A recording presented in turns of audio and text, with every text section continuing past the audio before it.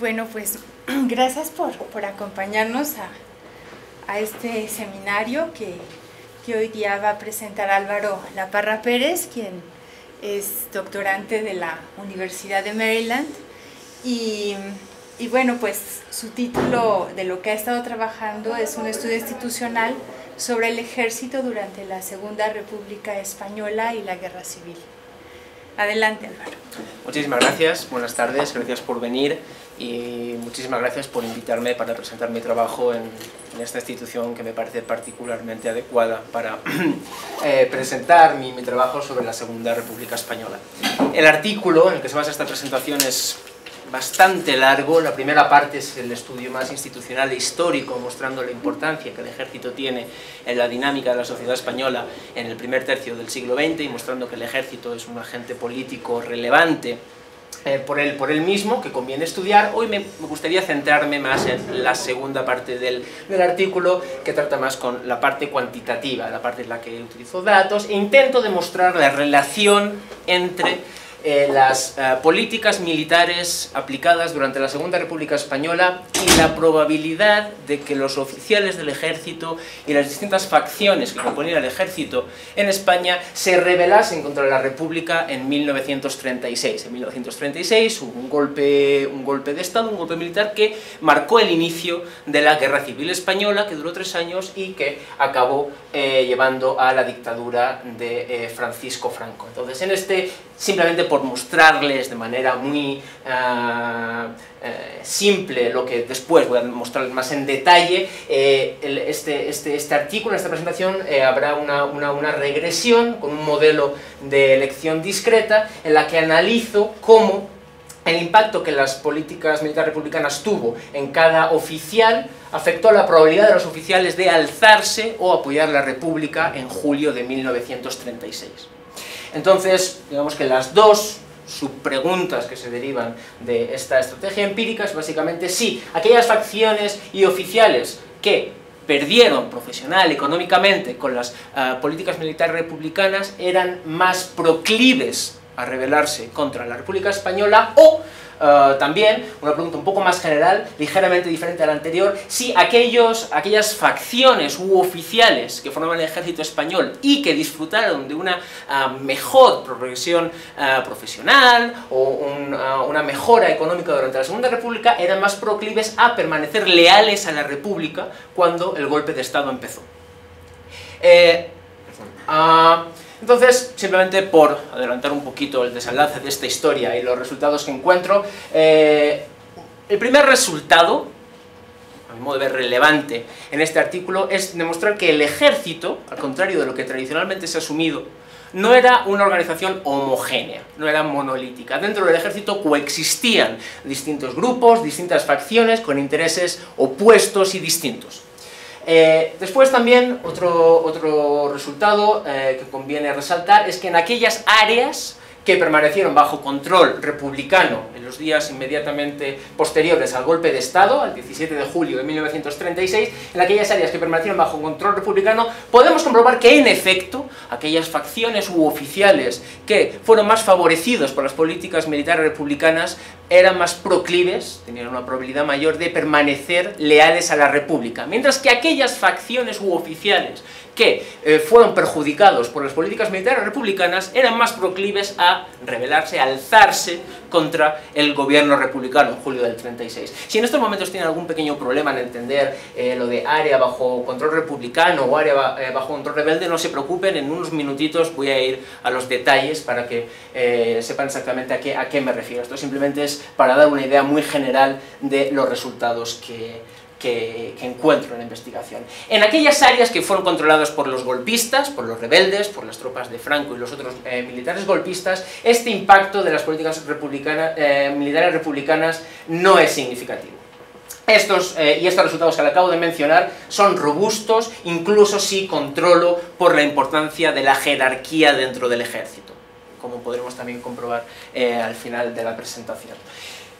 ¿Por qué esto es importante? ¿Cuáles son las principales contribuciones de este artículo? Bueno, al margen de demostrar que el ejército no era una organización homogénea, el resultado, el análisis empírico se basa en una nueva base de datos que he elaborado durante los últimos 2 años, en la que recojo información sobre el lado escogido por los oficiales, el bando escogido por los oficiales, leales a la República o rebeldes, y también desarrollo el primer análisis cuantitativo del impacto que las políticas militares republicanas tuvo en cada uno de los oficiales o las distintas facciones del ejército y sus perspectivas, tanto profesionales como económicas. Yendo un poco de estas contribuciones más particulares, algunas más generales, este artículo forma parte de un proyecto, tesis de doctorado, en la que intento desarrollar una visión alternativa para entender la Segunda República Española. Esta visión alternativa se basa en intentar entender las élites, tanto políticas como económicas, que interaccionaban durante la Segunda República Española. En este caso en particular me centro en una élite muy concreta, el ejército español. Entonces estamos tomando el ejército como una de las élites políticas más relevantes en la España de los años 30, y en entender cómo su interacción, conflictos de intereses, afectó a la dinámica de la Segunda República Española y pudo explicar el fracaso en estabilizar el régimen republicano en los años 30. Hoy tengo la suerte, como comentaba antes con el profesor Marichal, de estar en un lugar donde quizá no hace falta motivar tanto la importancia y explicar qué es la Segunda República Española. Aún así, creo que conviene recordar que bueno, la Segunda República Española representó seguramente el primer intento, o el intento más serio hasta la fecha, de consolidar un proyecto democrático en España. Y como bien saben, a pesar de las esperanzas en las que el nacimiento del régimen republicano estuvo envuelto, el final fue bastante dramático, con esta guerra civil, 3 años de conflicto, con más de medio millón de muertos. En los años 30 España apenas contaba con 20 millones, la población total apenas era de 20 millones, y por supuesto con la dictadura de Francisco Franco entre 1939 y 1975, y pues el retraso en el desarrollo político y económico de España, hasta que por fin en el 75 España retomó la senda de la democracia con la transición. Claro, esto es todavía he estado viendo placas aquí sobre la Segunda República. Si aquí en el Colegio de México la Segunda República en cierto modo pervive, está todavía fresca, es un recuerdo que pervive, pueden imaginarse hasta qué punto en España también es así. Digamos que en España la Segunda República es un tema, todavía algunos de los abuelos de las personas que viven lucharon en la Guerra Civil Española, todavía hay asociaciones intentando recuperar los cuerpos de familiares que murieron represaliados después de la guerra o que murieron durante la guerra y fueron enterrados en fosas comunes. Entonces, digamos que las visiones que tradicionalmente han dominado el debate español para entender la Segunda República son visiones de bloques y bastante dominadas por un enfoque muy ideológico, digamos. Entonces, por un lado, tenemos las visiones que resaltan el rol que las élites conservadoras tuvieron en oponerse al proyecto republicano, en sabotearlo desde el principio y en finalmente organizar este golpe de Estado en el 36 como la gran muestra final de su deslealtad hacia el régimen republicano. Entonces, estos ejemplos son los trabajos de Paul Preston, de Julián Casanova o de otros muchos historiadores. Desde este punto de vista, las élites conservadoras se ven como bloques, ¿verdad? Tenemos el ejército, la iglesia, los terratenientes, los poderes fácticos financieros, en España como bloques de élites conservadoras que se oponían a la redistribución del poder político y económico que implicaba la Segunda República Española. Una visión alternativa, digamos la más revisionista que se ha desarrollado en los últimos años en España, es aquella que más bien pone el acento en el rol que las anarcosindicalistas, los sectores más radicales del Partido Socialista, tuvieron en crear un clima de tensión, de polarización política que finalmente hizo que la Segunda República Española saltase por los aires. Entonces, este lado tiende a culpar a las organizaciones radicales izquierdistas, socialistas, anarquistas, etc., mientras que el otro punto de vista tiende a poner el acento sobre el rol que las élites conservadoras tuvieron. En todo caso, lo que me interesa resaltar aquí es que en general son visiones que yo llamo de bloque. Un bloque conservador o un bloque radical, izquierdista, que en definitiva obstaculiza la consolidación de la democracia en España. Como les he comentado antes, voy a intentar hilar un poco más fino y decir, vamos a intentar entender dentro de las élites españolas las distintas facciones y grupos de intereses que interactuaban en este periodo, en vez de tomar el ejército como un bloque necesariamente conservador que se iba a oponer al proyecto republicano. Simplemente por dar explicar la relación de mi trabajo con otras obras en el campo de la economía institucional y el desarrollo político-económico, los trabajos de Tilly, o más recientemente Acemoglu y Robinson, o North Wallis y Wengast, tratan con este tipo de cuestiones de cómo las distintas élites o políticas económicas interactúan en el proceso de desarrollo económico. Y por supuesto existe un cuerpo extremadamente vasto de trabajos que han analizado la importancia del ejército en España, desde una perspectiva general, o las distintas políticas militares republicanas que se aplicaron entre 1931 y 1936, pero esta es la primera vez que intento desarrollar un análisis basado en los individuos, los oficiales que componían el ejército español, e intentando ligar el impacto de estas políticas militares republicanas con la propensión a permanecer leal o a rebelarse contra la República Española. Bien, si esto es así, yo creo que hacen falta al menos dos cosas aquí. Primero, necesitamos, si estoy intentando decir, les quiero convencer de que el ejército español no era una organización homogénea, no era un bloque, el primer paso que debemos dar es explicar las distintas facciones que coexistían en el ejército español, los distintos intereses que podemos encontrar dentro del ejército español.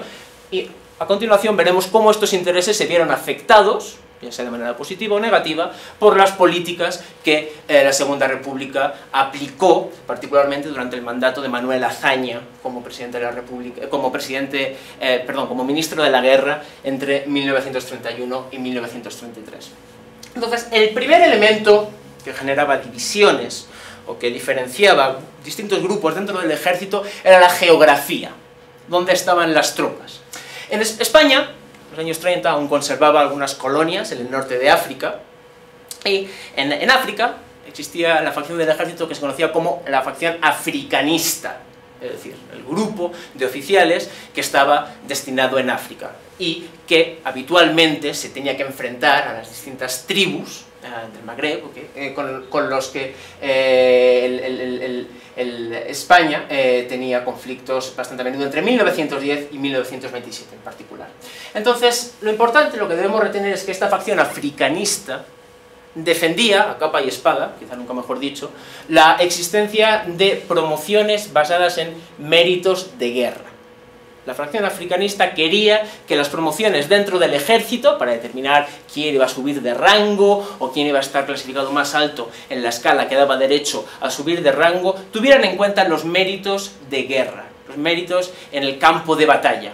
Podemos entender muy fácilmente por qué, porque la facción africanista tenía una oportunidad real de enfrentarse al enemigo en el campo de batalla y por lo tanto de mostrar su valía o de tener la suerte de salir vivo mostrando un comportamiento particularmente valeroso y de ser recompensado con una promoción.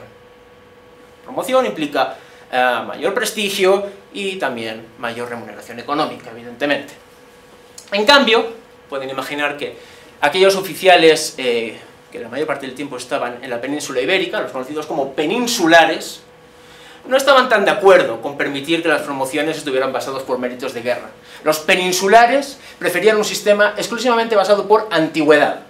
Cuanto más viejo, más probable es que seas elegido para promocionar al siguiente rango. Es un sistema más impersonal y además, digamos que no requiere estar expuesto al campo de batalla y por lo tanto, digamos que los peninsulares preferían ese tipo de sistema para determinar las promociones en el ejército español. España, entre 1899 y 1930, cambió continuamente entre los dos sistemas, dependiendo de la fuerza relativa de cada una de estas facciones y lo efectivas que eran a la hora de presionar al gobierno de turno para que respondiese a sus presiones y a sus intereses. Pasemos a otro tipo de división dentro del ejército, en este caso basada más bien entre los distintos cuerpos, conflictos, diferencias de intereses entre los distintos cuerpos que formaban el ejército español.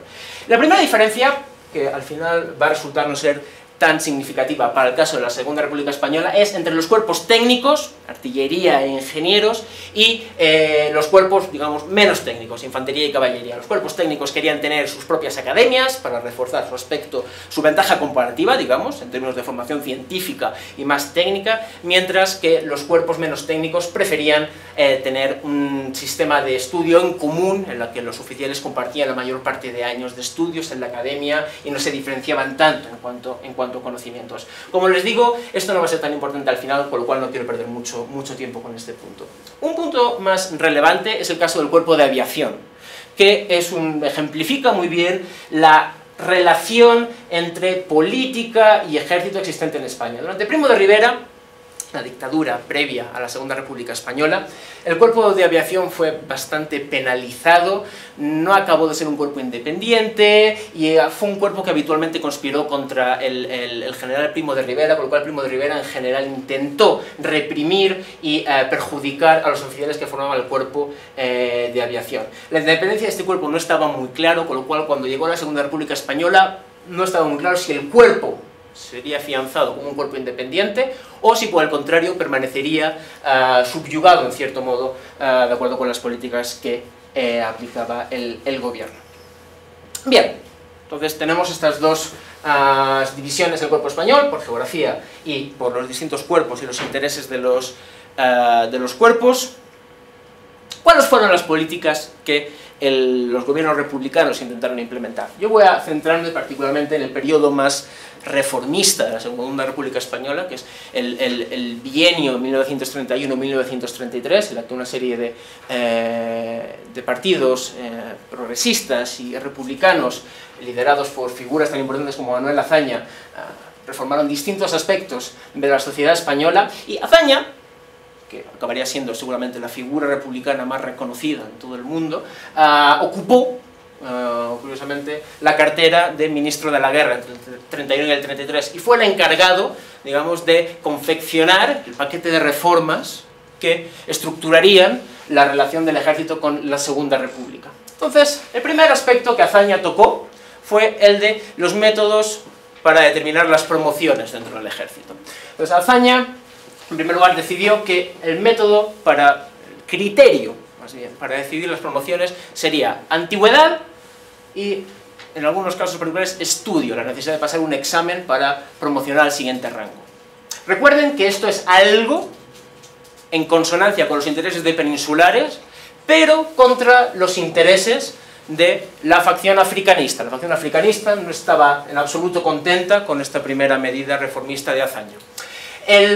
Otra reforma importante con los métodos de promoción fue la revisión de algunas promociones por méritos de guerra y por selección, principalmente por méritos de guerra, que Primo de Rivera aplicó entre 1924 y 1930. Y aquellas promociones que no podían ser justificadas por antigüedad, en 31 o 33, fueron canceladas y los oficiales perdieron rangos o puestos en su escala. Con lo cual, también parece bastante evidente que los oficiales que aquí perdieron con esta revisión de las promociones por méritos de guerra no debían estar bastante felices con Azaña y con su gobierno. Azaña también creó diferentes academias para infantería y para caballería por un lado y artillería e ingenieros por el otro lado, muy en consonancia con los intereses de artilleros e ingenieros. El cuerpo de aviación fue reafirmado como un cuerpo independiente dentro del ejército y se creó el Cuerpo General de la Consejería General de Aviación, y no solo eso, sino que se aumentó, se dotó de un mayor bonus, se creó un bonus para los aviadores, por los servicios que los aviadores prestaban a la República, con lo cual los aviadores ganaron profesionalmente un estatus más independiente con respecto a otros cuerpos y económicamente mayor remuneración por los servicios que prestasen a la República. Y por último, la República eliminó, a Manuel Azaña, concretamente, eliminó el rango de teniente general. El rango de teniente general. El rango de teniente general era el más alto del ejército español, y esta medida era particularmente problemática porque al eliminarse el rango más elevado que el ejército tenía hasta 1932, su fecha de eliminación, toda esta gente que tenía unas expectativas reales de algún día alcanzar ese rango, vieron que de repente sus perspectivas profesionales y económicas disminuían, porque la República les eliminaba ese escalón superior que daba acceso al rango más elevado en el ejército español. Por lo cual, cuando toda esta gente que en 1931, antes de la República Española, podía tener ciertas aspiraciones a alcanzar la cúspide de la pirámide de la jerarquía militar, seguramente no estaban muy felices con la eliminación de ese rango. No duden en interrumpirme si en algún momento estoy yendo muy rápido o hay algún tipo de pregunta sobre alguno de los aspectos que estoy preguntando. Bien, entonces ya hemos visto que el ejército español era una organización heterogénea, hemos observado cómo las políticas, las reformas militares republicanas entre el 31 y el 33 afectó a los oficiales en el ejército. ¿Cómo voy a medir ese impacto y la relación que tuvo o que puede tener con la probabilidad de que los oficiales se alzasen contra la República? Pues construyo una base de datos que esencialmente se basa en dos fuentes. Por un lado, el trabajo de Carlos Engelmann Oliver, un estudioso de la Segunda República en España, que ha recuperado información leyendo una cantidad absolutamente inmensa de boletines oficiales, tanto durante la guerra como en la posguerra, para determinar el bando de los oficiales españoles. Carlos Engelmann Oliver entonces nos proporciona el bando para los oficiales durante la Guerra Civil Española, y después yo he recurrido a los anuarios militares de España entre 1910 y 1936 para recopilar información sobre el cuerpo al que pertenecían los oficiales, su rango durante los 6 años de la República Española y su posición en la escala que daba acceso a la promoción. Esto ha sido una tarea más tediosa de lo que asumía. Ya me han dicho todo el mundo que ocurre siempre lo mismo cuando alguien intenta crear una nueva base de datos, porque al final he recuperado más de 80.000 observaciones para los oficiales que componían el ejército español en los 6 años de la República Española antes de la Guerra Civil, y casi 55.000 observaciones para identificar a aquellos oficiales que estuvieron destinados en África entre 1910 y 1930. Al final, mi muestra final para mis regresiones, que veremos en unos minutos, está compuesta por casi 12.000 oficiales en activo que componían el ejército español en 1936, pertenecientes a 10 cuerpos: infantería, caballería, ingenieros, artillería, el cuerpo general, aviación, cuerpo de tren, guardia civil, carabineros y la guardia de asalto. He excluido a 3.000 oficiales en activo en julio del 36 que pertenecían a unos cuerpos que no estaban directamente relacionados con las operaciones puramente militares. El cuerpo eclesiástico, veterinarios, médicos y, digamos, unos cuerpos del ejército que no tenían tanto que ver con las actividades más puramente militares en el ejército español. Entonces nuestra muestra de referencia son estos casi 12.000 oficiales en activo pertenecientes a estos cuerpos. Para entender los resultados... sí. ¿Por qué pasaste de esos como 80.000 datos a esos 12.000? Sí, seguramente es que esto está mal expresado. Estas 80.000 observaciones pertenecen a los 12.000 oficiales en 1931, 12.000 oficiales en el 32, 33, 34, 35, 36... O sea, esto es simplemente la suma de las distintas observaciones que he digitalizado y transcrito para tener este panel, digamos, de los oficiales entre el 31 y el 36. Yo intento trazar la evolución individual de cada oficial durante la Segunda República, para lo cual ha sido necesario recopilar 80.000 observaciones, pero que en el fondo, en muchos casos, es un individuo para el que tengo 6 observaciones, una observación por cada año, entre el 31 y el 36. ¿Y esos son los mismos que sacas de la de Engel, digamos? Sí, efectivamente. Después fue necesario machear, aquí he ido un poco rápido, fue necesario unir la lista de Engel con la trayectoria que yo elaboro a través de los anuarios militares y corregir los 200.000 millones de erratas o de problemas que hay para conseguir el match. Sí, eso ha sido la faena más de hormiguita, más laboriosa en la creación de esta base de datos. Sí. Gracias por la pregunta.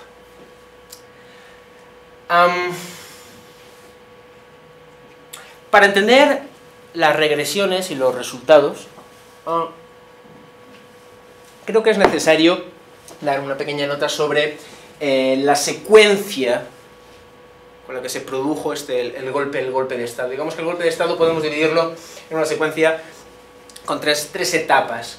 En primer lugar, el golpe fue planeado por un grupo de conspiradores, generales, coroneles, oficiales con un rango bastante alto, que atacaron los cuarteles generales, algunos puntos estratégicos de España, tomando por sorpresa a gran parte de la población e incluso a gran parte de los oficiales que componían el ejército y que ante la perspectiva de un golpe militar tuvieron que decidir su lado.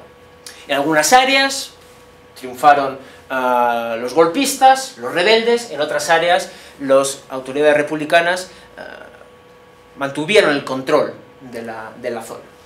Entonces, obviamente, en aquellas zonas que rápidamente cayeron bajo control rebelde, los rebeldes aplicaron las políticas que creyeron convenientes, mientras que en aquellas áreas que permanecían bajo control republicano, las autoridades republicanas reaccionaron y dictaron una serie de edictos.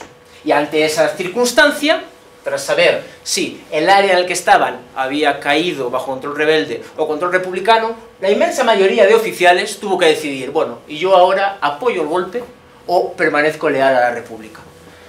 Este es un mapa de España, el 22 de julio del 36, cuando las zonas bajo control republicano y rebelde se habían estabilizado. La zona sombreada es la zona que inmediatamente cayó bajo el control rebelde. Toda África, todos los territorios que España tenía en África fue controlado por los rebeldes, Canarias y Baleares también, y la zona más clara es la zona que permaneció bajo control republicano, al menos el 22 de julio, a fecha de 22 de julio de 1936. Cuando miramos a los datos de Engel y miramos el apoyo que el golpe tuvo por parte de los oficiales, primer resultado, el más evidente, es que, bueno, un 80% de los oficiales se rebeló contra la República, mientras que un quinto, un 20%, permaneció leal a la República. ¿Vale? Sin embargo, este resultado para todo el país enmascara, oculta, una realidad muy diferente para las zonas bajo control rebelde y para las zonas donde la República mantuvo el control. En aquellas zonas donde los rebeldes inmediatamente se hicieron con el control del territorio, el apoyo al golpe fue masivo. Un 93,74% de los oficiales apoyó el golpe. Mientras que en las zonas controladas, en las zonas donde la República mantuvo el control del territorio, 2/3 apoyaron el golpe y 1/3 de oficiales permaneció, de los oficiales en la muestra, permaneció leal a la República. Es un comportamiento muy distinto en las dos áreas. ¿Cómo podemos explicar este seguimiento masivo, este apoyo masivo al golpe en las áreas bajo control rebelde, mientras que en las áreas bajo control republicano el apoyo está más repartido entre los dos bandos? Mi explicación, tras leer los distintos edictos de las autoridades en una zona y la otra, es que si miramos a lo que Azaña, como presidente del gobierno, Azaña, ministro de la guerra entre el 31 y el 33, ya era la figura republicana más importante en el 36, era presidente del gobierno, inmediatamente tras el golpe, Azaña promulgó una ley diciendo que los oficiales eran libres de desobedecer a sus superiores, y disolvió a todas las unidades y dijo: los oficiales que se vayan a sus casas mientras reorganizamos el ejército republicano. Con lo cual, lo que se pretendía con esta ley, que daba cierta libertad a los oficiales, era romper la cadena de mando para evitar que los oficiales se sintiesen obligados a seguir a un posible jefe golpista en su zona. Con lo cual, Azaña pretendía desconectar esa obligación jerárquica de los subordinados, diciéndoles: no, váyanse a sus casas, no se sientan obligados a seguir a nadie, y después vamos a organizar el ejército republicano y pueden apoyarnos tranquilamente. Mientras que en la zona rebelde, el general Mola, uno de las figuras más insignes en el lado golpista, uno de los cerebros detrás del golpe, desde el primer momento adoptó una política mucho más intransigente y autoritaria, básicamente diciendo que es necesario expandir el terror, debemos crear la impresión de control total, eliminando sin ningún tipo de escrúpulo o duda a todos aquellos que no piensen como nosotros. y Mola se encargó de que este tipo de información estuviera bien clara en una serie de informaciones secretas entre abril y junio, antes del golpe, y también en reuniones con las distintas autoridades militares en la zona rebelde. Dicho de otro modo, en la zona republicana la reacción de las autoridades fue bastante flexible, dieron bastante libertad a los oficiales, mientras que en la zona rebelde las políticas, los edictos decían: si usted está con nosotros, bien; si no está contra nosotros, usted va a morir, básicamente. Por lo tanto, creo que esto puede explicar que los oficiales se enfrentaban a un entorno muy distinto si estaban en zona republicana o si estaban en zona rebelde. Lo cual podría explicar, en cierto modo, que si estabas en zona rebelde te olvidabas del impacto de las políticas republicanas y seguías a los rebeldes porque te iba la vida en ello. Si estabas en la zona republicana, sí que podías seguir un poco más tus preferencias y decidir a qué bando ibas a apoyar. Bien. Una pregunta. Sí, adelante. ¿Cómo decide Engels si se rebelan o no? O sea, ¿qué decide? Pues, muy buena pregunta. Él básicamente, como le comenté, estuvo mirando los boletines oficiales, tanto los escritos por el bando golpista como por el gobierno republicano. Entonces el criterio es el siguiente: si encontramos a un oficial que, tras la guerra civil, que estaba activo en 1936, estuvo involucrado en los eventos del 36 y en la guerra civil, y tras la guerra civil está en el ejército de Franco, sin constancia alguna de sanción o de represalia contra este oficial, este era un oficial golpista. ¿Por qué? Sigue formando parte del ejército de Franco y no hay constancia de que el régimen franquista haya emprendido algún tipo de acción legal o haya pretendido represaliarlo con lo cual su lealtad no está bajo cuestión. Ese tipo de gente sabemos que es golpista. Lo mismo ocurre con aquellos oficiales que aparecen como fusilados por los republicanos, puestos en prisión por los republicanos, o para los que hay constancia en los boletines republicanos de que han sido represaliados, juzgados, etc. Todos esos son considerados rebeldes.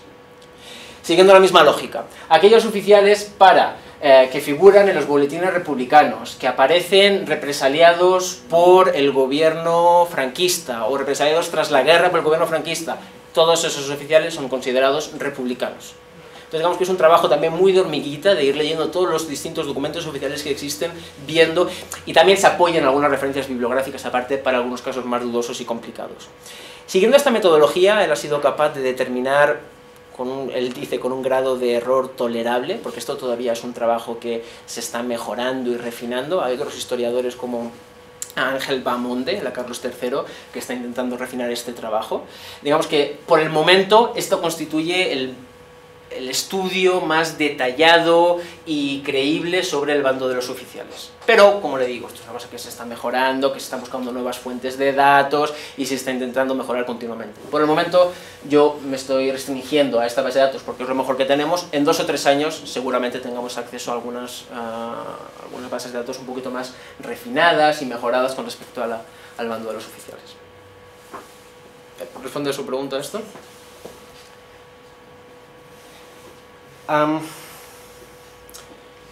Perfecto. Entonces, ahora ya encontramos aquí a la regresión principal en su máximo esplendor. Básicamente, estoy utilizando un modelo Probit para evaluar en qué medida las políticas militares republicanas y otros factores influyen en la probabilidad de que el oficial I se rebele contra la República. ¿Qué variables estoy considerando? Bueno, el área en el que el oficial estaba, área controlada por los republicanos o por los rebeldes, a la fecha de 22 de julio del 36, el cuerpo al que pertenecía el oficial, esto se extrae directamente del anuario militar de 1936, el número de años que el oficial había formado parte, había estado en África, veremos que esto es para medir su grado de identificación con la facción africanista del ejército, el cambio de posición para trazar su trayectoria profesional durante la República, y también una variable dummy, una variable que capta el valor 1, si el oficial tenía un rango de coronel o mayor en 1931 y 0 en caso contrario. Esto para medir los oficiales que se vieron negativamente afectados por la eliminación del rango de teniente general, al verse disminuidos sus perspectivas, tanto profesionales como económicas. Aquí digamos que las dos Estas variables se pueden obtener por el anuario militar, pero la identificación con la facción africanista y el cambio de posición son menos obvias. Por explicarlo de la manera más sencilla posible, podemos entrar en más detalles si lo desean.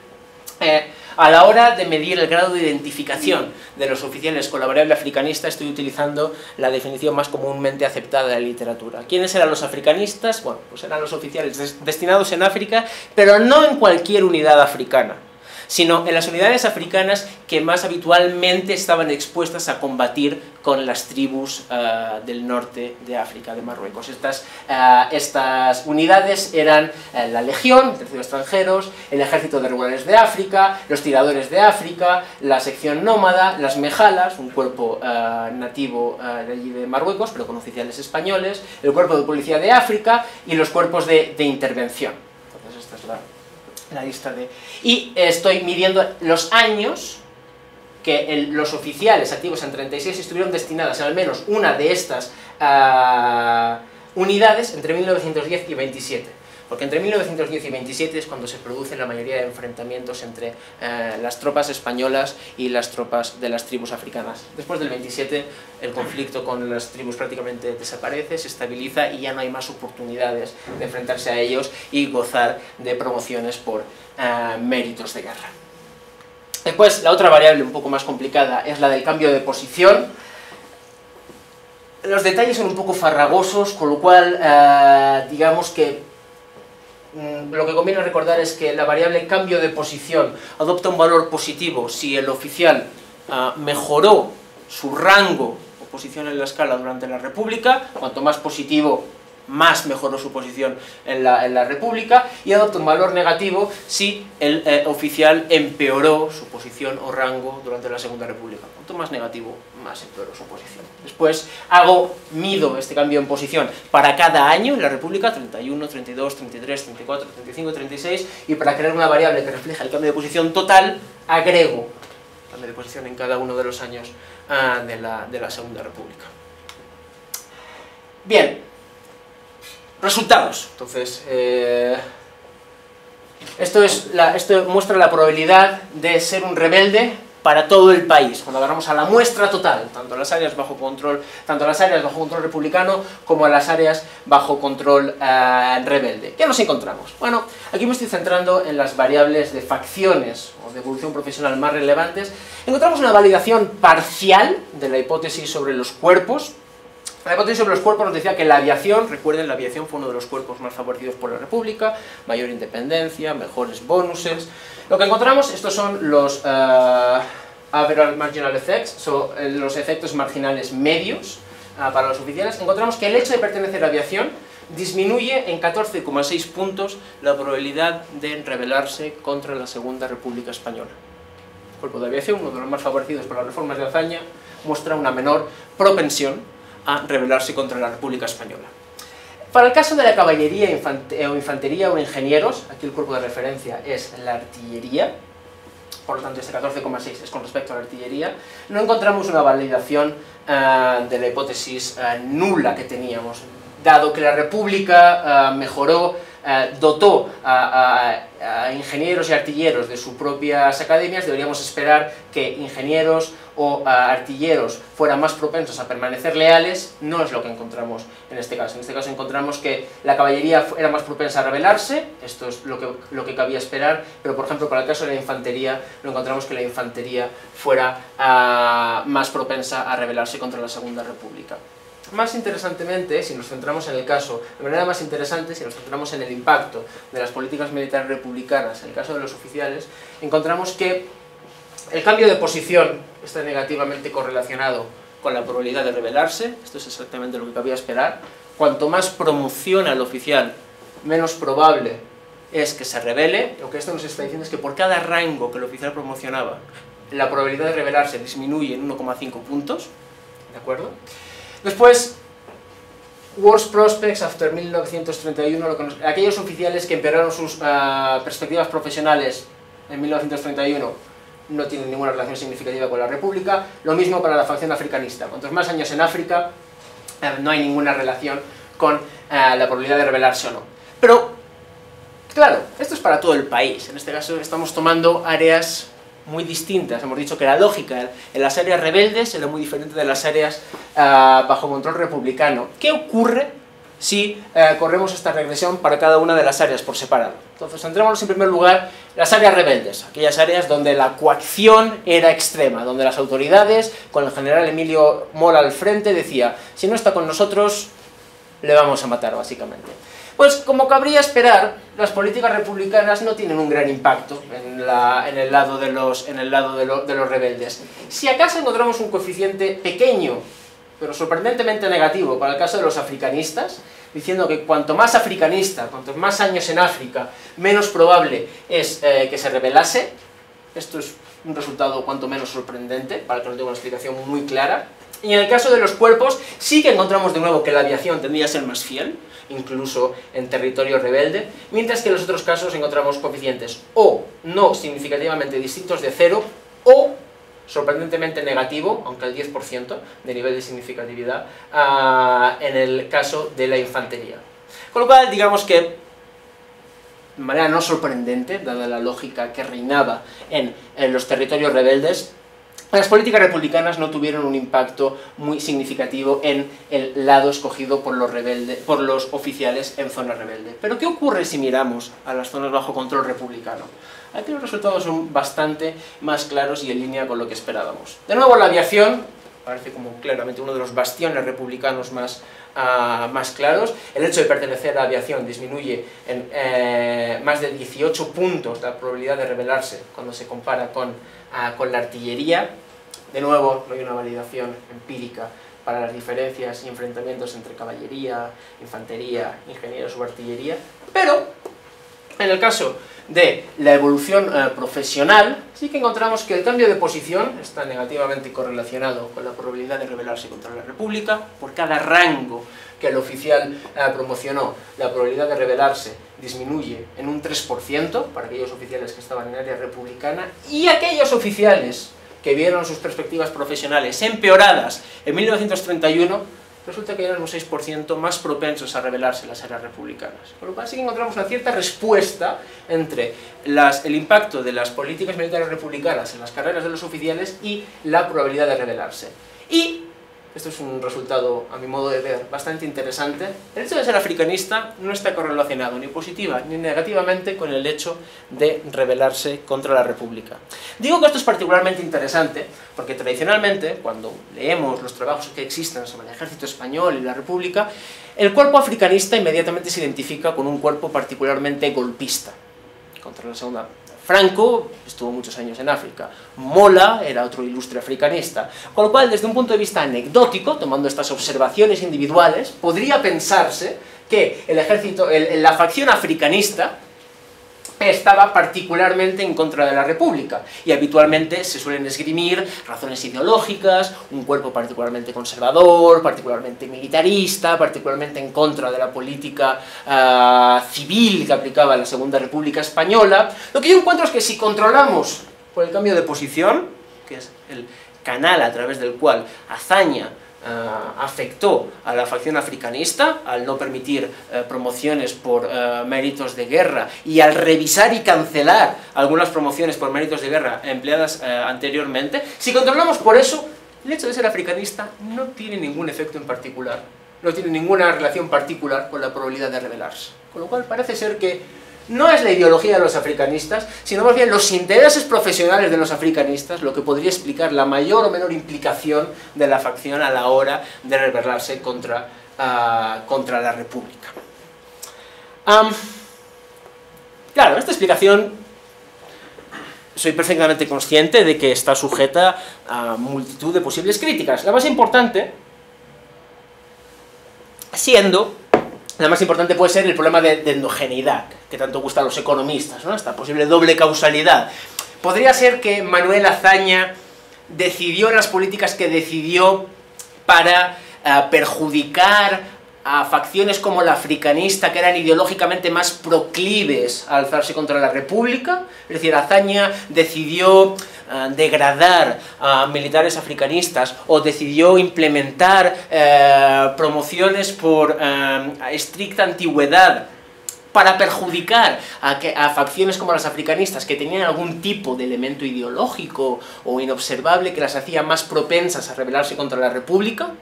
Si esto fuera así, mis coeficientes para el cambio de posición estarían en cierto modo contaminados o afectados por este problema de endogeneidad. Entonces, no tengo un buen instrumento para corregir este problema, pero sí que tengo, los datos que tengo y la base de datos sí que me permite intentar lidiar con este potencial problema de endogeneidad si restrinjo el cambio de posición a los años 34, 35 y 36. ¿Por qué a los años 34, perdón, años 34 y 35? ¿Por qué a los años 34 y 35?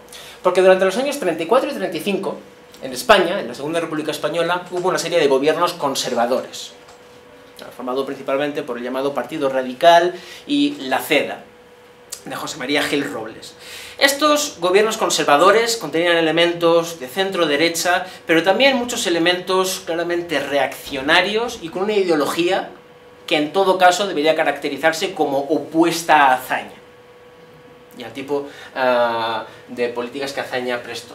Entonces, si realmente me centro en medir únicamente los cambios de posición entre enero del 34 y enero del 36, el periodo en que los conservadores estuvieron en poder, si hay algún tipo de sesgo ideológico, debería esperar que el sesgo ideológico que me encuentro aquí es exactamente el contrario del sesgo ideológico que Azaña podría haber impuesto con sus políticas entre el 31 y el 33. Porque si hay algún tipo de sesgo ideológico significativo aquí, debe ser un sesgo ideológico conservador y contra el tipo de políticas que Azaña desarrolló. Esto es exactamente lo que la literatura tradicionalmente resalta. Hidalgo, ministro de la Guerra entre enero y noviembre del 34, intentó aplicar una serie de políticas que eran más bien conciliadoras con aquellos grupos que habían perdido con Azaña.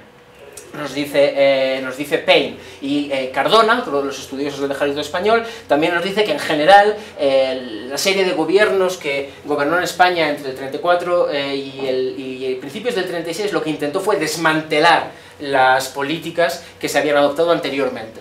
Con lo cual, digamos que el cambio de posición aquí no debería estar influido por ningún tipo de sesgo a favor de las facciones más progresistas o de ese tipo, de esa índole. ¿Y qué ocurre? ¿Qué ocurre cuando corro el mismo tipo de regresiones anteriores, pero en vez de tomar el cambio de posición durante toda la República, me limito únicamente a medir el cambio de posición entre el 34 y el 36? Pues ocurre que el coeficiente es todavía significativo, precisamente estimado y negativo, indicando que cuanto más promocionó el oficial entre el 34 y el 36, cuanto más promocionó el oficial con gobiernos conservadores, menos probable era que se rebelase. Una vez más, esto es significativo para todo el país, pero está influido por lo que ocurría en áreas republicanas. En el área bajo control rebelde, el cambio de posición no tiene ninguna relación con la lealtad del oficial. Pero de algún modo, espero convencerles con esta regresión, de algún modo esto nos está indicando que a los oficiales, al menos en el margen, les importaba su cambio profesional. Y si habían mejorado más con la República, era más probable que dijeran, bueno, hay un golpe de Estado, pero voy a apoyar a este régimen que realmente no me ha tratado tan mal en cuanto a mi cambio de posición durante estos años. ¿De acuerdo? Queda un importante aspecto que comentar aquí, que es, y voy a intentar terminar rápido porque no quiero aburrirles demasiado y creo que ya he quemado los 45 minutos de los que disponía, que es la importancia de la jerarquía. El ejército es quizá uno de los cuerpos donde la disciplina y la jerarquía tiene más importancia, con lo cual lo que el oficial superior está haciendo puede tener un impacto muy relevante en tu decisión a la hora de decir, ¿debo rebelarme o debo ser leal? Si mi superior se rebela, yo me rebelo, si mi superior es leal, yo voy a ser leal. Claro, estimar el impacto de la jerarquía se enfrenta principalmente a dos problemas. En primer lugar, existe el problema de que el golpe de Estado ocurrió en julio del 36. En julio hace calor y a los españoles nos gusta estar en la playa. Y algunos oficiales estaban en la playa en julio del 36. Estaban, digamos, tenían permiso de vacaciones, con lo cual no estaban en su cuartel en ese momento. Con lo cual, si no estaban en su cuartel, no estaban sujetos a este principio de jerarquía de manera tan directa. Por suerte, para mí, Engel, su increíblemente detallado trabajo, identifica a la medida de lo posible aquellos oficiales que no estaban, para los que hay evidencia de que no estaban en el cuartel cuando el golpe ocurrió. Por lo cual puedo, si quiero medir por el efecto jerárquico, puedo eliminar a estos oficiales que no estaban en el cuartel cuando ocurrió el golpe. El siguiente gran desafío es determinar la estructura jerárquica del ejército, que de manera, esto es un esquema muy sencillo, pueden imaginarse que es mucho más complicado, leyendo los anuarios militares y leyendo más literatura militar de la que me gustaría, he conseguido determinar más o menos la relación entre los distintos cuerpos que formaban el ejército. De nuevo, es una aproximación realista, lo más detallada que he podido, pero que evidentemente todavía puede perfeccionarse con el tiempo. ¿Y cómo voy a medir el efecto de la jerarquía? Creo una variable que llamo follow, seguimiento, que básicamente, creo que es más fácil de explicar con este gráfico aquí. Imaginen que estamos en este regimiento de aquí, e imaginemos que yo soy un oficial, un soldadito, o un oficial aquí, sin el rango más alto en este regimiento en particular. Entonces, la variable follow tendrá el valor 1 si el líder de este regimiento se rebela, y 0 si el líder de este regimiento no se revela. ¿De acuerdo? Claro, ¿qué ocurre si yo soy el líder de aquí, de este regimiento? Bueno, en ese caso la variable follow tendrá 1 si el líder de la unidad superior que comanda este regimiento se revela, y 0 si el líder de esta unidad superior que comanda este regimiento no se revela. Eso es básicamente lo que indica. La muestra, después de excluir a los oficiales que estaban con permiso vacacional, se reduce en un 12% y quedan algo más de 10.300 oficiales. Y cuando, aquí estoy poniendo de nuevo los efectos marginales medios, tanto para todo el país como para las áreas bajo control republicano y las áreas bajo control rebelde, podemos observar que follow tiene un coeficiente positivo y significativo para todo el país y para el área republicano. ¿Qué significa un coeficiente positivo para follow? Significa que si mi líder se rebela, yo también voy a tener una mayor probabilidad de rebelarme. Por lo cual digamos que sí que parece estar capturando ese efecto jerárquico para todo el país, pero principalmente explicado por lo que ocurre en las áreas bajo control republicano.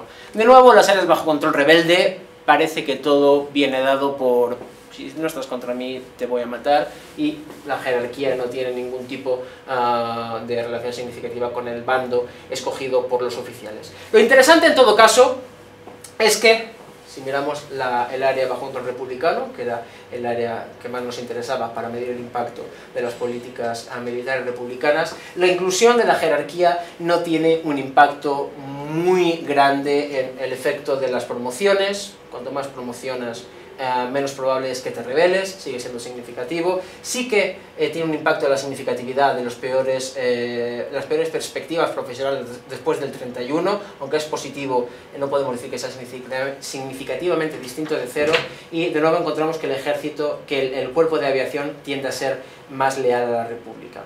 Lo que intento decir es que la inclusión de la jerarquía no parece afectar seriamente a las principales conclusiones que habíamos derivado anteriormente. De nuevo, estos resultados hay que tomarlos con cierta prudencia, porque todavía hay que intentar afinar más la estructura jerárquica del ejército, y de nuevo se están recopilando más datos para intentar determinar exactamente qué oficiales estaban en el cuartel cuando el golpe se produjo y qué oficiales no estaban en el cuartel cuando se produjo el golpe militar.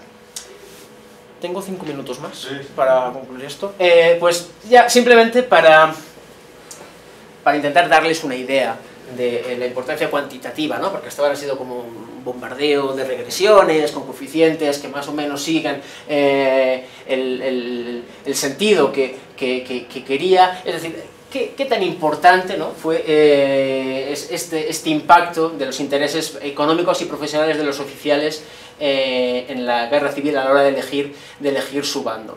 Pues lo que hago es decir, bueno, vamos a imaginar un escenario alternativo, ¿no? Dados los coeficientes que he encontrado anteriormente, imaginemos un escenario alternativo en la que, en primer lugar, no se revisan a la baja las promociones implementadas durante Primo de Rivera, de tal manera que los oficiales no pierden posiciones con lo cual digamos que hubieran podido gozar de mayor progreso, esos oficiales que se vieron negativamente afectados por la revisión de promociones republicanas, hubieran gozado de una mayor progresión y promoción durante la República, y por lo tanto hubieran sido menos proclives a rebelarse.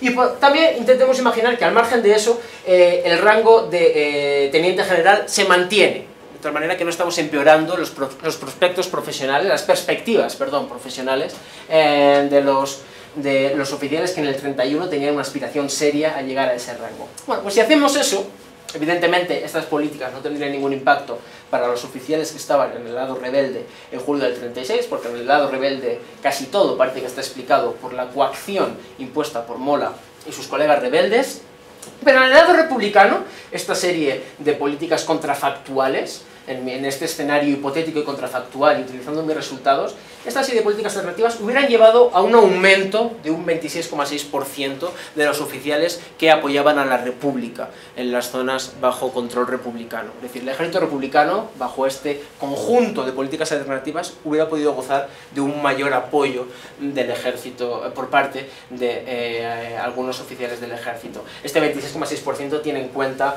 los resultados para el impacto jerárquico que vimos en las diapositivas anteriores.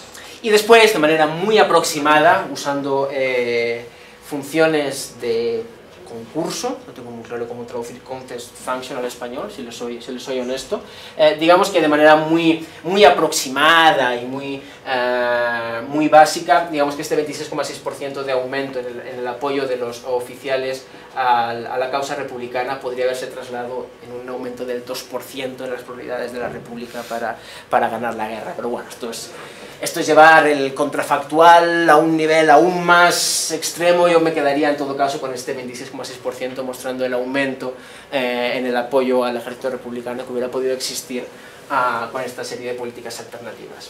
Por lo tanto, ya concluyendo, para no aburrirles más de la cuenta, lo que he intentado demostrarles es que el ejército republicano no era una organización monolítica, era una organización en la que coexistían multitud de intereses, a menudo opuestos entre ellos. Existen importantes diferencias entre la dinámica del golpe de Estado en el 36, entre las zonas controladas por los republicanos y los rebeldes. En la zona rebelde parece ser que el comportamiento de los oficiales estuvo muy influido por la coacción que los rebeldes impusieron inmediatamente, mientras que en el área republicana sí que parece que hay un impacto significativo de las políticas militares republicanas que implementó Azaña entre el 31 y el 33, y aquellos oficiales o facciones que se vieron más beneficiadas eran más proclives a apoyar a la República, como comento aquí. También el cuerpo de aviación era más propenso a apoyar a la República, y por último el efecto jerárquico también aparece como un elemento significativo que puede explicar el comportamiento de los oficiales de la zona republicana, pero que en modo alguno limita o elimina el impacto de las políticas militares republicanas que hemos encontrado anteriormente. Muchísimas gracias por su atención y sus preguntas y comentarios, y si tienen alguna duda estaré feliz de contestarla. Gracias. Dos cosas. Sí. Una es como que esto de que haber eliminado el rango de teniente general genera que los que tienen rangos altos se opongan. Se me hace que es una hipótesis un poco, digamos, como amplia. O sea, que podría, porque también puedes pensar que si ya no hay ese rango, pues ya están más cerca del rango más alto. O sea, como que... Cierto. Y por otro, tal vez los que estén en rangos más altos también son más conservadores, o sea que ahí podría haber algo ideológico. Cierto, efectivamente. Digamos que eliminar un rango, comparto totalmente de acuerdo los comentarios, pero eliminar el rango más alto es particularmente problemático porque es cierto que entonces, bueno, ya no tenemos el rango de teniente general, pero tenemos el de general de división, que ahora de repente es el rango más alto. Pero es particularmente problemático, bueno, en primer lugar, quizá estás eliminando el rango que tradicionalmente se asociaba con el mayor prestigio profesional, un elemento psicológico que puede tener su importancia. Pero también es muy importante porque el ejército español tenía un problema de saturación de las escalas. que es algo que no he tenido tiempo de comentar, pero uno de los problemas del ejército español era su sobredimensión. Entonces, digamos que tener más rangos y más posibilidad de promoción era una buena manera de aliviar la saturación y el exceso de efectivos en muchas escalas. Al comprimir un poco más las posibilidades de expansión profesional, Azaña agravó en cierta medida las posibilidades de aclarar un poco las escalas y poder promocionar a la gente que estaba abajo. Con lo cual, digamos que esta hipótesis tampoco me la he inventado yo, Gabriel Cardona la menciona, la discute y lanza la hipótesis de manera muy cualitativa. Esto es el primer intento cuantitativo de decir en qué medida eso es cierto, pero sí que estoy de acuerdo en que, bueno, podría haber algún tipo de aspecto ideológico, diciendo cuanto más alto es el rango puede haber algo de más conservadurismo, podría ser que estuviera capturando algo de eso. Aún así, bueno, digamos que quiero pensar que la explicación que le estoy dando pues todavía puede capturar un poco de lo que significa ese coeficiente, pero sí, es un buen comentario sobre ese coeficiente, quizás es de los más problemáticos de los que tengo en la regresión, efectivamente. Y el otro punto es que tal vez la peor política que hicieron los republicanos fue permitirles escoger. Sí, parece ser que tener mano dura parecía mucho más. Estoy totalmente de acuerdo, sí.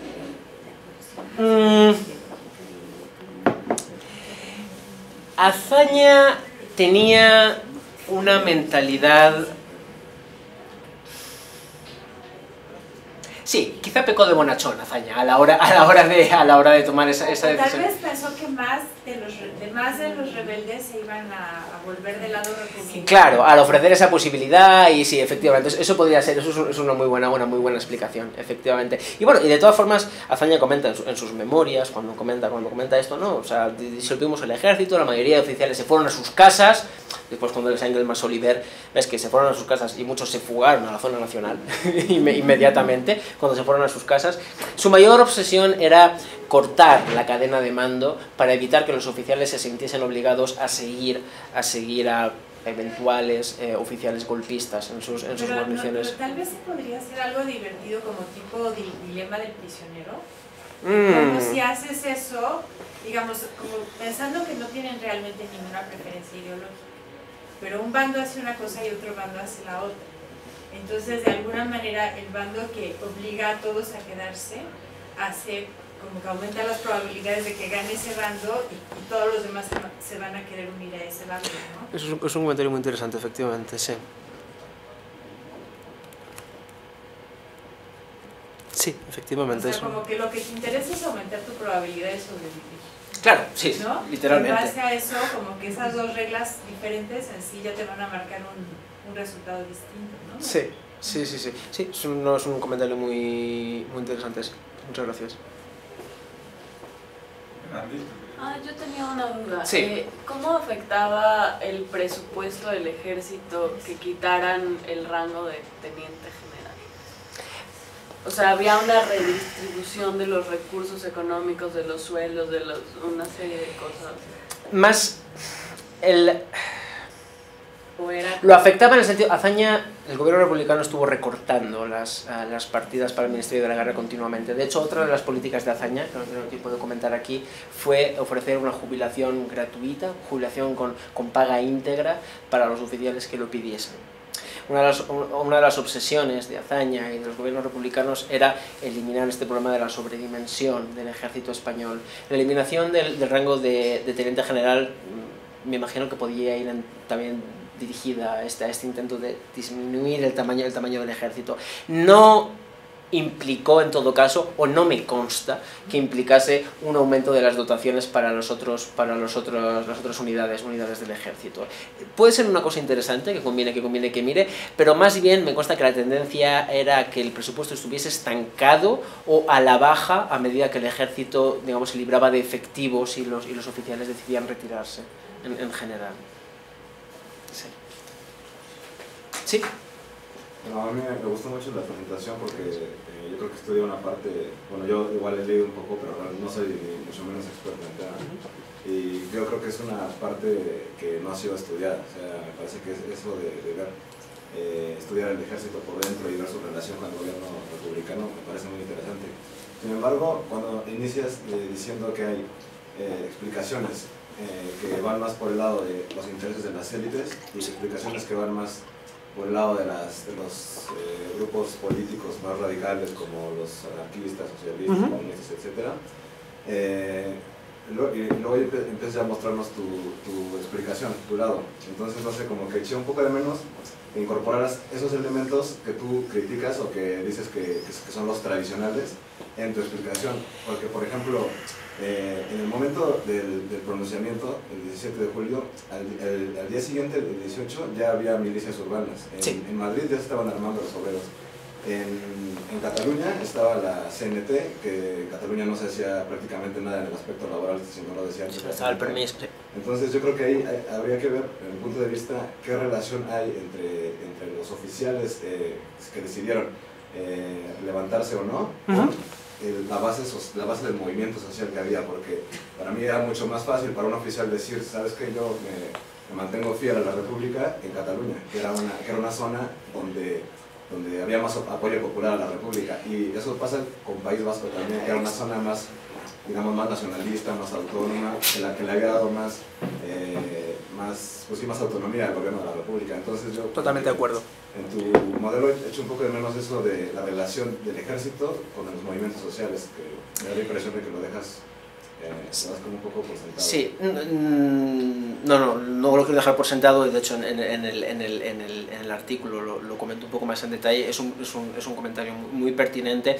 En la regresión, en los coeficientes que mostraba, si mostrase todos los coeficientes, sería una tabla monstruosa donde no podría leerse nada. Sí que controlo por zona militar donde estaban, o sea, sí que tengo un control geográfico que en cierto modo podría capturar, ¿no?, las diferencias entre estar en Castilla o estar en Cataluña. Y también controlo por estar en zona rebelde o estar en zona republicana, que también puede, en cierto modo, también aproxima un poco esa idea. También es muy cierto que quizá no he dedicado, bueno, ya me he excedido largamente el tiempo que tenía, no he profundizado demasiado en las diferencias entre mi enfoque y los enfoques tradicionales, pero grosso modo, solo por dedicarle ahora un minuto o dos para explicarlo, digamos que una primera explicación se centra en el responsabiliza a estas élites conservadoras del fracaso de la República. Y es un enfoque que trata a las élites conservadoras como unos bloques muy homogéneos, ¿no?, ejército, iglesia, tal, sin intentar entender los distintos juegos de intereses y conflictos que existían dentro de ellos. Que creo que es importante porque estoy seguro, esto es un primer proyecto sobre el ejército, pero en mi agenda de investigación tengo pensado investigar otras élites de este periodo. Estoy seguro que puedes encontrar multitud de ejemplos. En el caso del ejército podemos ver que las políticas republicanas sí que pudieron atraerse el apoyo de aviación u otras facciones que ganaron con el ejército, con lo cual estoy diciendo, bueno, esta primera visión tradicional falla a la hora de resaltar o de dar la importancia que se merece a estos distintos intereses dentro de las élites, ¿de acuerdo? Y con respecto a la segunda visión, esta que responsabiliza a socialistas, anarquistas, etc., mi principal reproche es que, sin negar la importancia que anarquistas, socialistas, etc., tuvieron en la vida de la Segunda República, me temo que no son la clave para entender el fracaso de la Segunda República. ¿En qué sentido?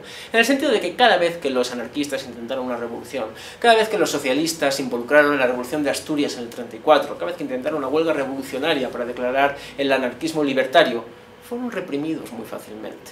Es decir, podía haber sectores exaltados, radicales, que querían derrumbar al gobierno burgués republicano por las armas, pero creo que nunca plantearon una amenaza real para la estabilidad del régimen republicano. Lo que derribó al régimen republicano fue un golpe de Estado que contó con el apoyo de facciones del ejército, de sectores económicos o políticos relevantes en España, y que realmente tuvo la capacidad, ¿no?, para generar una situación de conflicto que se extendió por 3 años y que realmente culminó en la dictadura de Franco y en el derrumbe definitivo de la República. O sea que mi reproche a este segundo enfoque sería que la obsesión con los grupos radicales, sin negar su importancia, es errónea si realmente queremos entender las causas profundas y queremos identificar a los actores más relevantes para entender la dinámica de España en estos años y lo que realmente obstaculizó la consolidación de la democracia en España en estos años. Bueno, yo no estaría muy de acuerdo. Ajá. Por un tema de historia. Ajá. O sea, el momento en que empieza la guerra civil son unos cuantos meses después de la victoria del Frente Popular. Sí. Entonces, ese hecho cambió la percepción del peligro. Porque de lo que hablas el último comentario se refiere a la conciencia de peligro. O sea, sería que los oficiales o las élites tuvieran una sensación real de peligro. Hasta ese momento tienes razón. O sea, habían logrado controlar. Viene una etapa como radical, la primera parte de la República, y luego viene esa etapa más conservadora y sienten que está. Pero yo creo que las elecciones sí cambiaron las cosas. Cambiaron un cambio de percepción de lo que podía venir. No es, digamos, es una situación coyuntural que ayuda a explicar también el mismo evento del julio. Déjame hacer unos comentarios al respecto. Adelante, por favor. Del trabajo. Me parece que el tema es fundamental. Y lo que se ve es que ahora hay más trabajos sobre esta temática, pero al parecer, eso es una pregunta, aparte de Engel, este estudio es original, digamos el enfoque.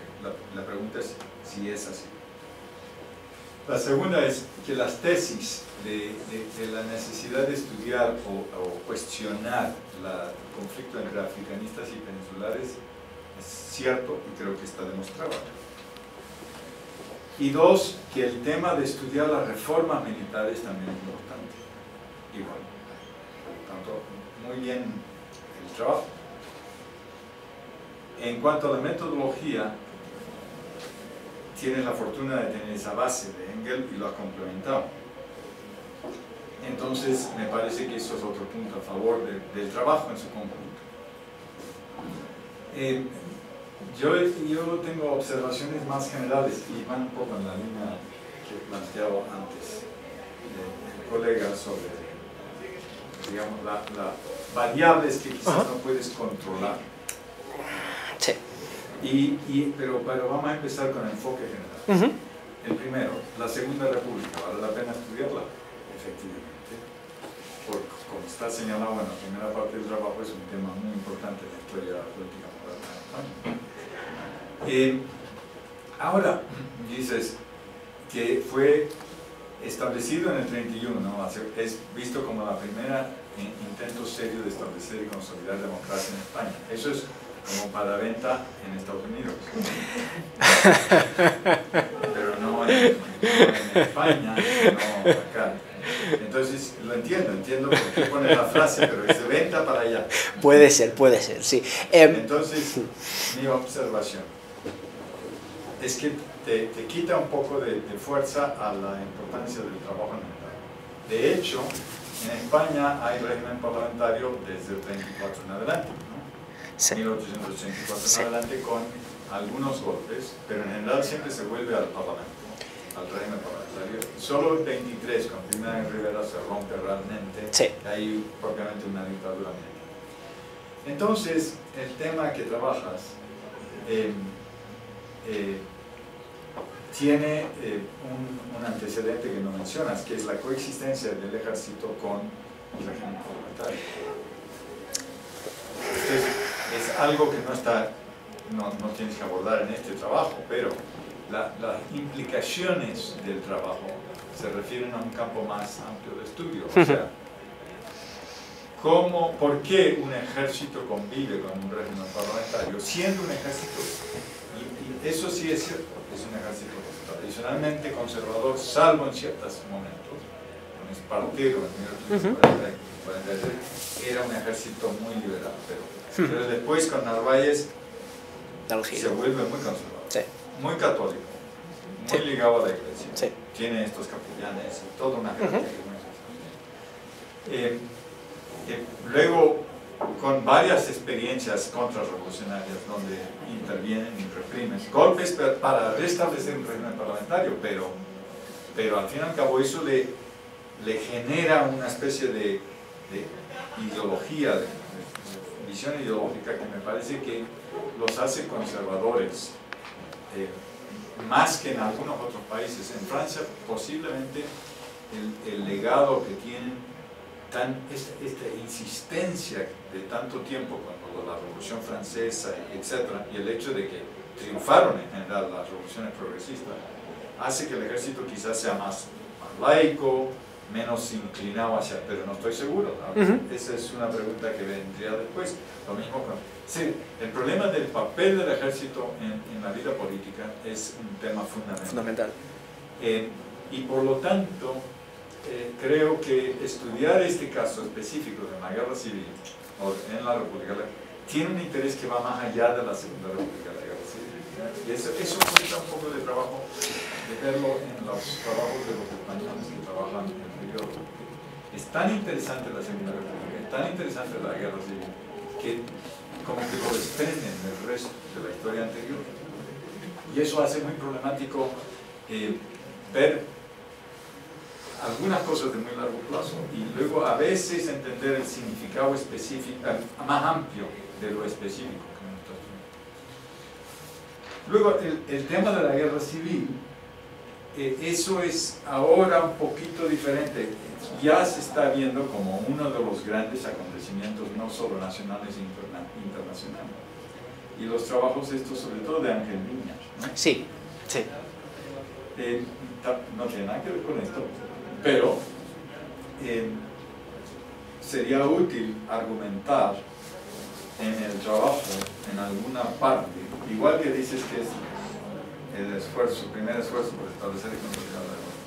Decir que bueno, la guerra civil española en realidad es la primera de los la primera gran conflicto internacional de un periodo que luego está lleno de conflictos internacionales, ¿no?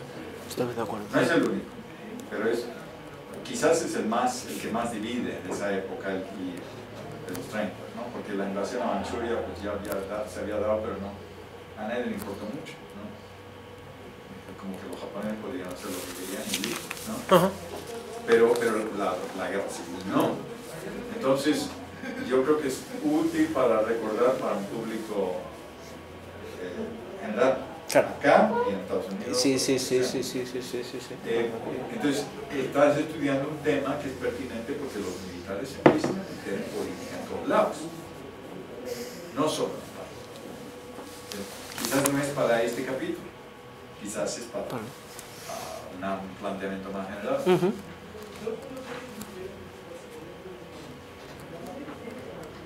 Y voy a hacer un comentario adicional sobre eso en un minuto, pero antes, bueno, no, lo hago ahora. Entonces, ¿cuáles son los paralelos para otros países a nivel de prosografía? Porque lo que haces es un poco de prosografía aplicado y ya con un método estadístico más sofisticado. ¿No sería aplicable para la URSS en el 38-40? Stalin decidió mandar a matar un montón de generales. ¿Es útil para estudiar otros casos? ¿Es útil para Francia o para Alemania o para...? Pues bueno, un trabajo que quizás haya un poquito más de información es el caso de Argentina en el año 30, en Gorce del 30. Potash trabajó cosas así. Como Potash es uno de los pocos que trabajó a fondo el ejército en América Latina, yo creo que hay que mirarlo y ver quiénes apoyaron el golpe. O sea, en qué medida la investigación que haces es pertinente para otros casos. Eso también es, de nuevo, algo que hay que mencionar, sin meterse mucho. Claro, la cosa es así. Luego, las dos preguntas más específicas son, en el caso de Azaña, las reformas del 31 y 32 están basadas, si no me equivoco, en una propuesta, en las lecturas que él había hecho sobre reformas del ejército en Francia. Esa es una pregunta específica. Lo demás que te he dicho es como más general. ¿Es cierto o no? Y está orientado. Azaña copia tal cual. Y la segunda y última es, ¿no hay algún estudio de la politización de los oficiales del ejército antes del 36? Porque entonces eso nos remite a la cuestión. Si hay una percepción política de que la situación es peligrosa. Muchos militares que son, y no sé si son, allá no sé si hay capacidad de saber si son de una clase social pero ¿hay algunos estudios que permiten mirar o estudiar el tema de la percepción política? Sí.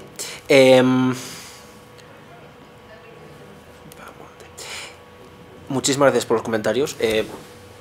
La verdad es que creo que comparto la inmensa mayoría de cosas que he indicado anteriormente. Voy a centrarme en las dos preguntas más concretas. Azaña era un admirador del ejército francés. Cuando fue joven estudió la estructura del ejército francés, las reformas francesas entre 1910 y 1920, estuvo en Francia y es una de las razones por las que fue designado ministro de la guerra. Él era un hombre de letras, pero tenía algunos estudios sobre la política militar francesa y por eso fue designado ministro de la guerra en 1931 con el primer gobierno provisional y ostentó la cartera hasta diciembre del 33, cuando ya los radicales y cedistas accedieron al gobierno.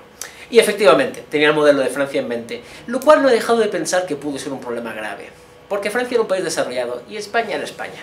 Y la realidad española dista hoy en día todavía mucho, distaba aún más en los años 30 de la realidad francesa.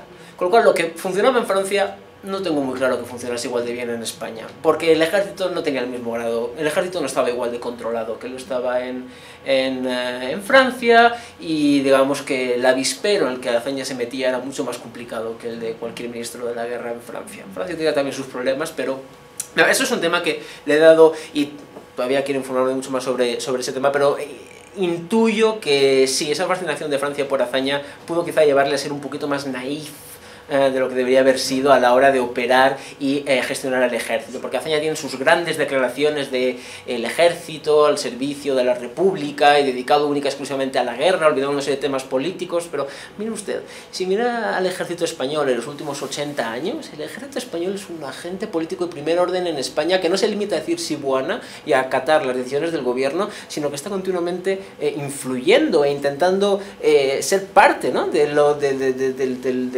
grupo de personas o organizaciones que toman las decisiones en el país. Con lo cual, efectivamente, eso es un tema muy interesante sobre el que sospecho que todavía tengo que leer mucho más y que convendría profundizar más para comprenderlo mejor. Politización del ejército. Sí, en el 36 sí que hay grandes estudiosos. Por ejemplo, tenemos a Eduardo González Calleja, que ha publicado hace poco un libro sobre contrarrevolucionarios, explicando, pues, por ejemplo, el ejército y otros grupos de España y su ideología profundamente conservadora y cómo eso se relaciona con la vida de la Segunda República Española. Ángel Bahamonde, que está actualmente trabajando en el caso particular del ejército y las distintas organizaciones que se formaron en el ejército e intentando refinar y mejorar en la medida de lo posible los datos que proporciona Carlos Engelmas Oliver, y esas son las dos primeras referencias que vienen a mi mente. Carlos Navajas Zubeldia también tiene algo sobre leales y rebeldes y la politización del ejército español. El libro se llama Leales y rebeldes, fue publicado en 2011. Y la verdad es que son estudios fascinantes. Lo que ocurre es que a veces tengo la sospecha de que la ideología es un argumento tan fácil para abarcarlo todo y para ocultar cualquier otro tipo de motivos. Yo no pretendo decir que la ideología no es importante, por favor, o sea, jamás, no se me malinterprete, no estoy diciendo que eso no es así. Las ideas juegan un rol muy importante en los años 30, en la Segunda República Española, pero en ocasiones es muy fácil hablar de conservadores contra progresistas y parar a hablar ahí, es decir, si estaba contra la República era conservador, si estaba a favor era progresista y punto. Con este trabajo lo que pretendo es ya introducir una pequeña cuña para decir, había algo más que tenemos que intentar saber, que efectivamente no son exclusivas, ideología y esto no es exclusivo, pero simplemente tengo la impresión de que muchas veces, también en parte por la relevancia de este periodo de la historia española para entender España hoy en día, por lo fresco que está todos estos eventos, la visión todavía está quizá demasiado ideologizada en ocasiones para entender lo que ocurrió durante este periodo. Pero de nuevo, sí, creo que eso es otro de los aspectos en los que, bueno, no sé si algún día tendré la impresión de dominar bien la literatura sobre este tema, pero es otro de los aspectos sobre los que creo que debo profundizar, y agradezco mucho el comentario. Sí. Yo tengo una Sí. pregunta puntual. Me llegué también, entonces a lo mejor estoy preguntando sobre ¿has realizado algún trabajo para compatibilizar esta base de datos con un análisis de tipo socioeconómico de los distintos, por lo menos agrupamientos militares y infantería, caballería, aeronáutica, como para cruzar estos datos con, esa es una pregunta, con otro tipo de información. Y la otra es que yo tengo no me resulta convincente, entonces desde el sentido común prácticamente, porque no soy conocedora de este tema, yo creo que la explicación de la coerción me parece un presupuesto insuficiente. De acuerdo. A mí creo que hay que explicar la dinámica, cómo funciona la coerción en determinados grupos sociales muy concretos. No funciona igual como tú lo vas viendo, ni siquiera entre aeronáutica, caballería e infantería. Y me parece que habría que incorporar en tus variables algo que te permita que la coerción no sea un presupuesto que está dado, porque si no finalmente es algo que no explicas y que lo usas, es una argumentación de tipo circular, ¿no?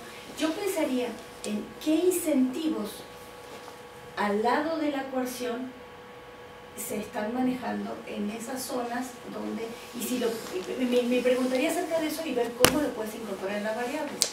Ahora, el doctor Marichal me parece que ha dado una idea muy interesante cuando mencionó, además de todo el contexto que me parece, de pensar en qué significa reflexionar en torno a los militares y la política, ¿no? La figura de los capellanes. Yo pienso que no podrías incorporar a tus variables la presencia de capellanes en distintas regiones, y me preguntaría si en las zonas republicanas no había tantos capellanes. Y entonces, de esa manera, incorporas una variable de corte ideológica a tu base de datos. Una, dos, articulas el ejército con otros grupos sociales, grupos de poder, las élites, que creo que me parece algo fundamental, y de golpe te da unos resultados muy distintos. Y al lado de la coerción encuentras la convicción. Claro. O el adoctrinamiento, es algo que convendría, que puedo mirarlo, con lo cual es algo que se puede hacer. Agradezco mucho el comentario, puede ser una cosa muy, muy interesante. Lo que respecta a la coacción, yo fui el primero sorprendido cuando encontré esta diferencia entre el apoyo en zona republicana y zona rebelde al golpe. Lo de la coacción es algo que me pareció plausible cuando aprendí un poco más sobre cómo las autoridades reaccionaron. Claro, ¿por qué, por ejemplo, la aviación no está tan sujeta a la coacción con respecto a otros? A mí se me ocurre que la aviación tiene una movilidad muy elevada, ¿no? Tienen los aviones, con lo cual inmediatamente pueden digamos que escapar muy fácilmente de la zona donde estén y volar inmediatamente a la zona republicana fácilmente, mientras que la infantería tiene una movilidad un poco más complicada. Pero sí que es cierto que quizá haya que refinar y profundizar un poco más en esos mecanismos para entender las diferencias de las dinámicas del golpe entre esas dos regiones. Y los mecanismos de control, porque la coerción requiere no solo el funcionamiento de la cadena de mando, sino toda una red que sostiene, digamos, esas lealtades, ¿no? Y eso... Sobre eso hay pocas cosas en la historia, son exógenas, ¿no? Y están hechas perfectamente randomizadas y aleatorias. Las zonas que cayeron bajo control rebelde, cuando vemos el mapa de España reflejando las zonas rebeldes, hay una correlación muy fuerte, hablando de las elecciones en febrero y marzo del 36, entre las áreas donde ganaron los conservadores y las zonas que inmediatamente caen bajo control rebelde.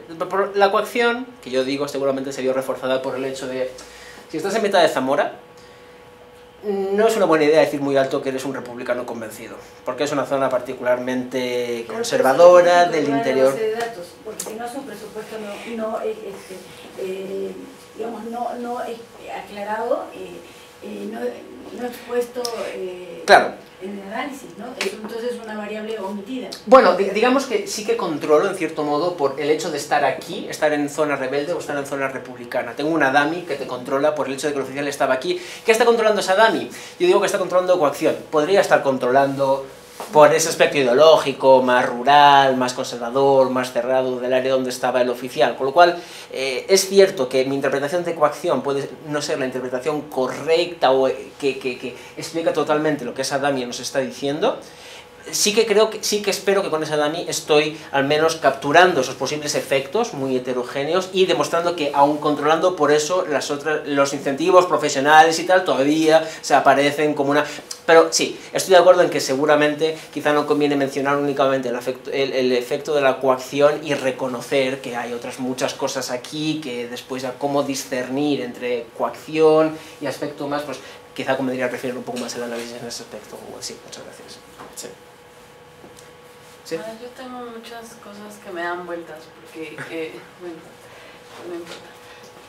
Tú sacaste de tus variables, de tu conteo de oficiales, 3.000 y cacho de oficiales, ¿no? Sí. de gente que pertenece también, a mí con lo que decían de los capellanes y eso, pertenecen a una estructura militar. En mayor o menor grado, pero sí, sí. Pero funcionan dentro de la lógica militar, vaya, no van y combaten y tienen un dominio de la técnica, pero funcionan y también son gente de élite, ¿no? Entonces, a lo mejor incorporando esas variables, en los números no se refleja la importancia, pero, o sea, pienso en los médicos, en la parte esta eclesiástica que está muy cercana al ejército, y eso sí creo que ayudaría un poco a explicar cómo hay... es que toda la guerra civil es rara, ¿no?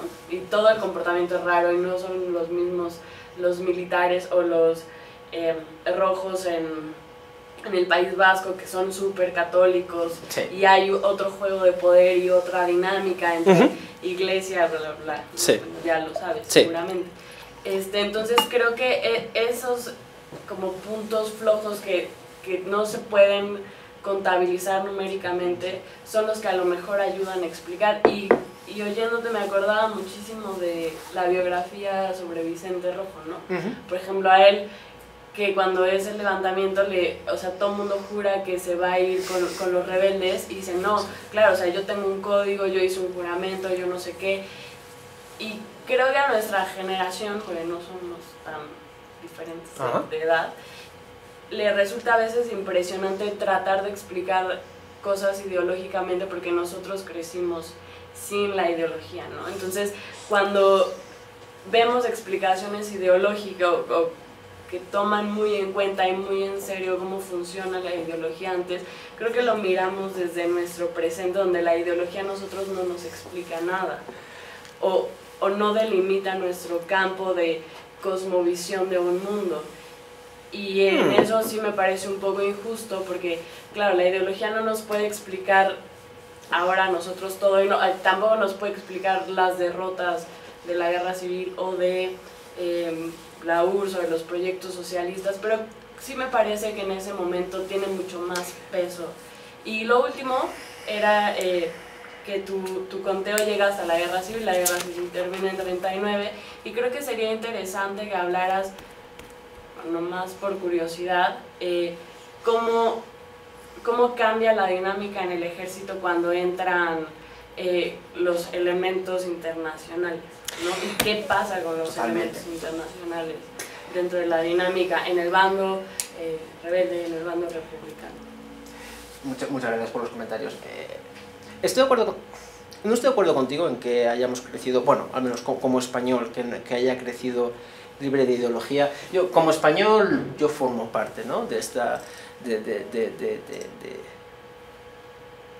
esta pasión que todavía se vive en España en torno a la guerra civil, y he crecido expuesto a las dos visiones tradicionales sobre la guerra civil, y yo mismo, como cualquier español, creo que yo mismo tengo claro, si por desgracia hoy se repitiese un conflicto así, yo sé en qué bando estaría.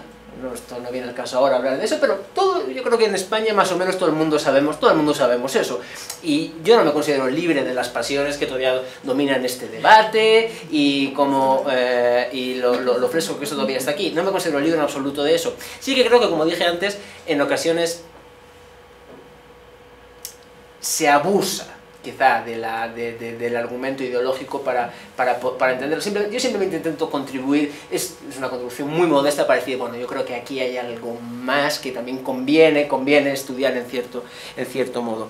Ejército tras la intervención extranjera. Sí, no, fundamental, es decir, hasta que Mussolini y Hitler en agosto del 36 se decidan a prestar ayuda al gobierno rebelde, los golpistas, tienen un panorama relativamente oscuro porque tienen problemas para abastecer a reductos rebeldes en el norte, tienen problemas, la aviación y la mayoría de la marina permanecen del lado republicano y tienen problemas para trasladar a las tropas de África a la península, estas dos zonas están desconectadas y también tienen problemas de logística para comunicarlas, y ya cuando los italianos y alemanes intervienen y empiezan a proporcionar barcos y aviones a mansalva, material a mansalva a los rebeldes, eso también influye mucho en la dinámica sobre esto. Pero creo que ya es algo más específicamente ligado a la guerra civil y a la dinámica bélica que se genera con la guerra civil, y digamos que el origen de mi tesis y de eso tiene un poco más que ver con qué ocurre durante la Segunda República y, bueno, cómo las conflictos intraélites o entre élites llevan a este escenario tan catastrófico, ¿no? para el país. Pero bueno, también es un aspecto importante, sin duda. Sí. ¿Pregunta? A mí me gustó mucho el trabajo por varias razones. Una es el uso de estas metodologías, digamos, de economía política, y el aprovechar y el conseguir juntar, ¿no?, estas bases de datos de individuos que realmente generan una posibilidad de hacer un análisis que es muy raro que se pueda hacer, ¿no? Claro. Porque realmente hablamos de estos bloques de los ejércitos porque pues no conocemos a los individuos. Claro. Y en realidad tampoco tenemos fuentes históricas para conocerlos en casi ningún lugar, ¿no? Claro. Entonces, eso se me hace en sí algo muy interesante. Se me hace, como decía el doctor Marichal, que tiene una relevancia más allá de la Guerra Civil Española, justamente porque es un experimento, digamos, histórico, sí, sí. Que difícilmente puedes tener otros ejemplos parecidos con datos tan ricos. Yo creo que precisamente gracias a esta obsesión de la Guerra Civil Española, claro, es que se ponen a hacer esas bases de datos, ¿no? Sí, sobre todo Engel, ¿no? Sí, totalmente de acuerdo. Sí. Pero realmente es muy interesante, y me parece que hay algunos resultados que sí son, digamos, muy robustos.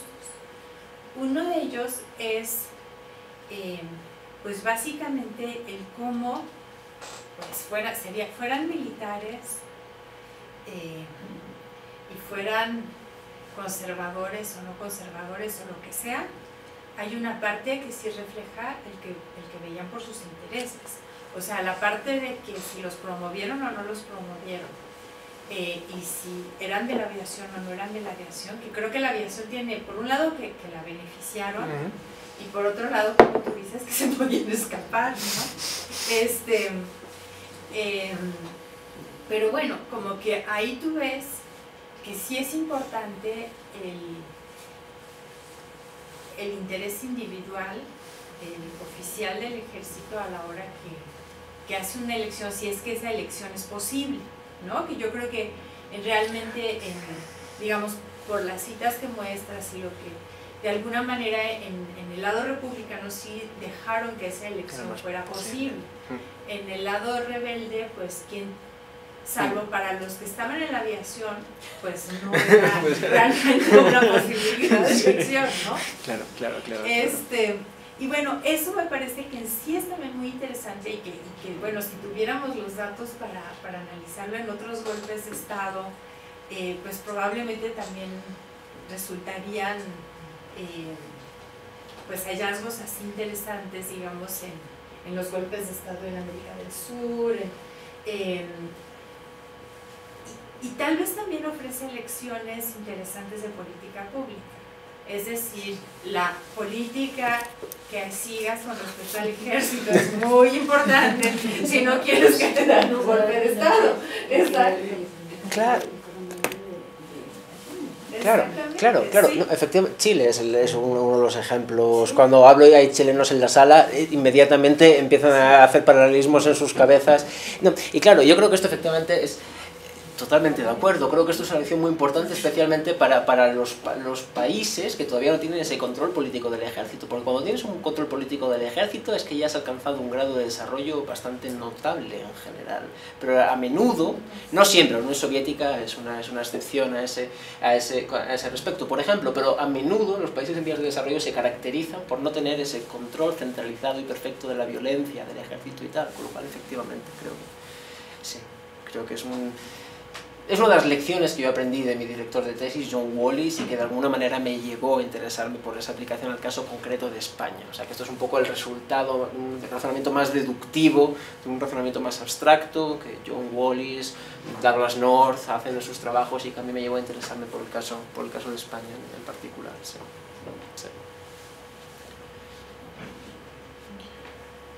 Bueno, pues muchas gracias. Gracias a ustedes.